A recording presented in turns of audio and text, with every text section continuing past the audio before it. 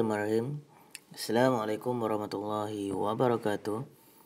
Buat anak-anak, didoakan agar anda semua berada dalam keadaan sihat, hendaknya insya-Allah.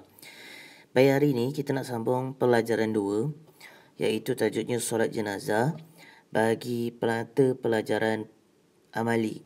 Okey. Amalan lazim. Okey. Baik, tajuknya solat jenazah.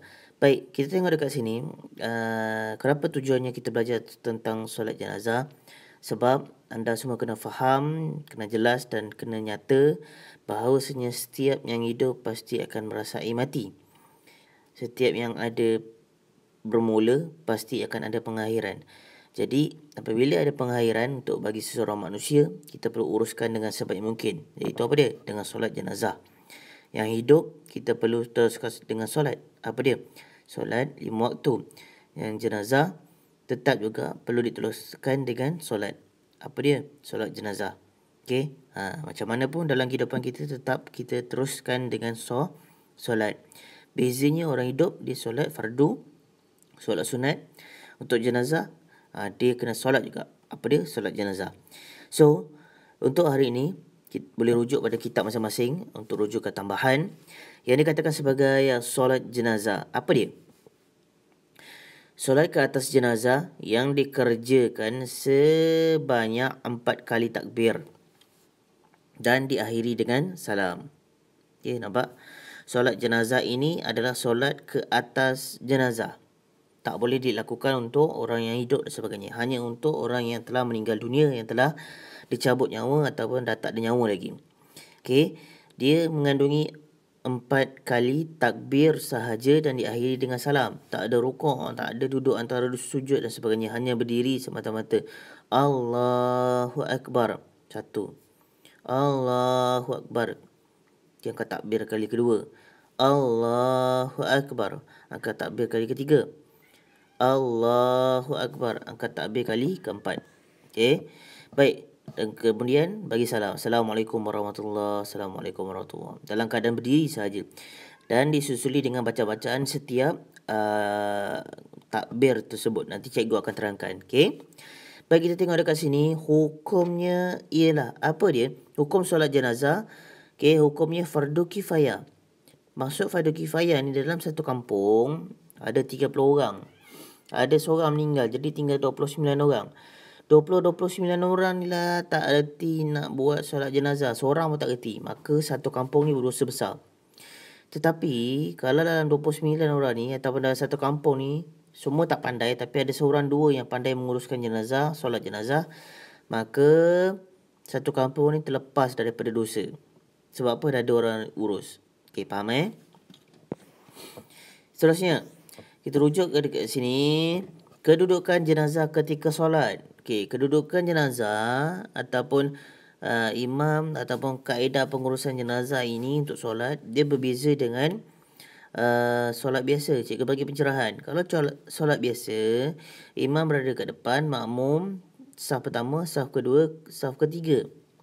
Okey, dia dalam keadaan jauh. Okey, ada jarak 1 meter lebih kurang macam tu. Kalau solat jenazah, dia tidak. Dia adalah rapat-rapat. Contoh imam, makmum. Belakang imam, tepat belakang imam terus makmum. Okey, makmum saf pertama, saf kedua. Semuanya rapat-rapat. Okey, hanya lepas untuk berdiri tegak sahaja. Contohnya begitu. Baik, tak apa, kita akan uraikan dengan lebih lanjut sebentar lagi. Kita refer dekat sini. Kedudukan jenazah ketika solat yang pertama, jenazah lelaki diletakkan kepalanya pada sebelah kiri imam dengan kebanyakan anggota jenazah pada sebelah kanan imam. Dan imam berada pada bahagian kepala. Jelas? Okey, nak lagi jelas, nak lagi mudah, tengok gambar rajah yang di bawah ini. Okey, cikgu zoom sedikit. Nampak? Jenazah lelaki. Okey, arah kiblat dekat depan jenazah, ni imam. Baik, jenazah kepala dia mesti menghadap ke imam. Manakala daripada bahu sampai ke kaki mestilah di sebelah ataupun lunjur sebelah kanan imam. Jelas Baik, seterusnya jenazah perempuan dia letakkan kepalanya pada sebelah kanan imam dan makmum berada di sebelah pinggang. Beza lelaki dan perempuan ada beza. Baik, jenazah perempuan tengok gambar Raja. Arah kiblatnya di depan imam dan depan imam ada jenazah. So kepala jenazah mesti dekat imam. Okey. Jadi beza tadi lelaki dilunjurkan sebelah daripada bahu sampai ke kaki dilunjurkan sebelah mana? Sebelah kanan imam. Kalau perempuan bahu sampailah ke kaki dilunjurkan sebelah kiri imam. Dan imam berada di bahagian pinggang jenazah perempuan. Jelas lelaki tadi imam kena berada dekat bahagian kepala. Seterusnya kita tengok dekat sini cara pelaksanaan solat jenazah.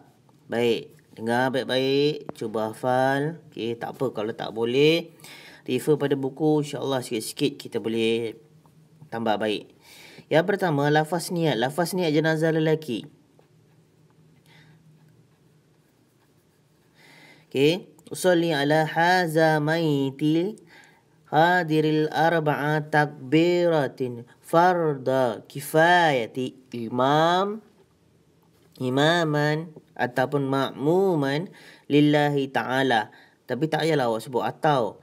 Ni maksudnya imam. Kalau imam baca imam saja. Kalau makmum terus tukar. Fardan kifayati ma'muman lillahi ta'ala. Contoh situ. Sahaja aku solat ke atas mayat lelaki ini fardu kifayah 4 takbir imam ataupun makmum kerana Allah Ta'ala. Okey, boleh Baik. Lafaz niat solat jenazah perempuan. Okey. Lafaz niat untuk jenazah kanak-kanak lelaki. Okey, perempuan dan lelaki ada di sini. Okey, tugasannya selepas ini mudah saja. Anda tulis dekat buku masing-masing dan hafalkan, tulis bahasa Arab dan bahasa Melayunya. Okey. Baik. Seterusnya kita tengok. Terus masuk tadi lafaz niat. Lepas niat, contoh yang pertama dah berdiri tegak, dah ambil wuduk, berdiri tegak menghadap kiblat. Jenazah lelaki dan perempuan dah disusun ikut kedudukan yang tadi. Berdiri tegak, baca niat. Niat yang tadi jenazah lelaki atau perempuan ataupun kanak-kanak. Okey. Saja aku solat ke atas jenazah lelaki. Ini fardu kifayah 4 takbir imaman menjadi imam lillahi ta'ala ataupun kerana Allah Ta'ala. Allahu Akbar. Terus. Baik. Okey, takbir pertama Allahu Akbar. Yang ni kedua. Yang ketiga Allahu Akbar. Satu. Yang keempat Allahu Akbar. Faham Baik. Masa takbir yang tadi, yang mula-mula Allah baca niat. Kita baca niat. Okey, lepas tu takbir kedua Allah.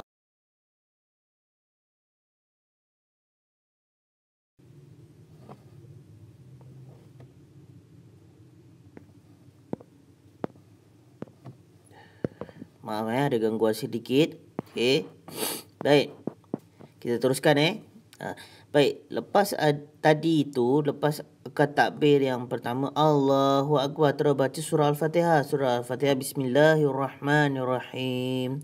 Alhamdulillahirabbil alamin. Sampai habis ayat yang terakhir. Okey, baik. Dah habis baca, terus angkat takbir. Takbir yang kedua Allahu Akbar. Membaca selawat ke atas Nabi Muhammad. Selawatnya panjang, tapi kita boleh baca Allahumma salli ala Sayyidina Muhammad wa ala alihi Sayyidina Muhammad. Sampai situ saja.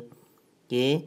Kalau nak lebih baik, kama sallaita ala Sayyidina Ibrahim wa ala alihi Sayyidina Ibrahim. Wa barik ala Muhammad wa ala alihi Sayyidina Muhammad. Sampailah habis. Tetapi kalau rasa tak boleh ingat, Allahumma salli ala Sayyidina Muhammad wa ala alihi Sayyidina Muhammad. Okey, macam tu. Okey, seterusnya takbir yang ketiga, Allahu Akbar, membaca doa. Doa panjang untuk lelaki. Kalau tak dapat, hafal yang pendek lah. Doanya mudah. Allahumma fir Allahumma firlahu warhamhu wa'afihi wa'fu anhu. Ini untuk lelaki. Kalau perempuan, ubah sikit. Kalau elok, baca penuh. Kalau tak hafal, sampai separuh yang cikgu tunjuk ni. Doa panjang. Allahumma firlahu warham. Tadi, kalau lelaki, Allahumma firlahu warhamhu wa'afihi wa'fu anhu. Kalau perempuan, Allahumma firlaha. Ditukar belakangnya. Semua ha belakang. Warhamha wa'afiha wa'fu anha. Contoh begitu. Okey, jelas Seterusnya. Okey. Lepas habis. Okey, tadi lepas baca takbir ketiga, terus baca doa lelaki dan perempuan. Lepas tu baca doa ringkas. Okey, kalau doa ringkas tadi Allahumma fir lahu warhamhu, tadi Allahumma fir lahu, ni ringkas ni pun boleh, tak ada masalah, takut tak ingat awak. Okey, seterusnya takbir keempat, Allahu Akbar. Okey, digalakkan membaca doa berikut kalau lelaki. Okey, doanya Allahumma la tahrimna ajrahu wa la taftina ba'dahu wafir lana walahu. Okey, sampailah habis. Kalau kata tak boleh habis, awak hafal separuh yang tadi tu pun tak ada masalah.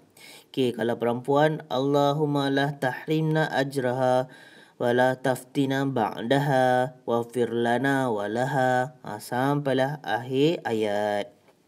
Ayat yang terakhir. Okey, boleh lelaki dan perempuan. Baik. Okey, kalau ringkasnya Allahumma la tahrimna ajrahu wa la taftina ba'dahu wafir lana walahu. Okey, itu yang pendek.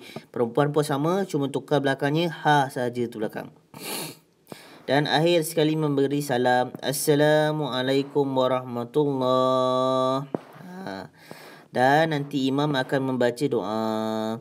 Bismillahirrahmanirrahim. Alhamdulillahirrabbilalamin. Wassalatu wassalamu ala Sayyidina Muhammadin asyrafil anbiya'i wal mursalin. Wa ala alihi wa sahbihi ajmain. Sampailah habis. Ikut je lah. Dengar saja imam baca. Okey. Lepas tu tambahan, biasa kalau kita uruskan jenazah betul, dia habis baca doa, dia akan cakap segini. Jenazah ini dalam keadaan baik. Amin. Kita cakap macam itu. Okey, boleh Doa jenazah ni biasa imam yang akan uruskan lah. Okey. Baik, seterusnya. Solat jenazah ghaib. Okey, solat yang pertama, jenazah ghaib ni maksudnya tak ada jenazah depan kita. Mungkin macam jenazah MHA 70 yang telah hilang tu pun boleh juga buat jenazah ghaib. Tak nampak jenazah kan? So boleh semayangkan. Apa dia? Lafaz niat.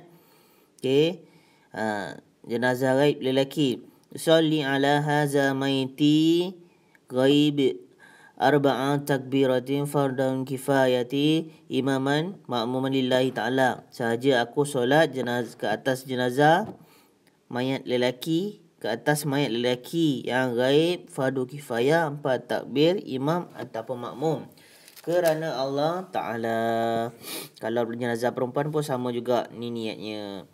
Okey, setakat ni boleh ya? Cikgu nak ulang semula. Okey, solat jenazah tak ada rukuk, tak ada sujud, hanya 4 takbir sahaja.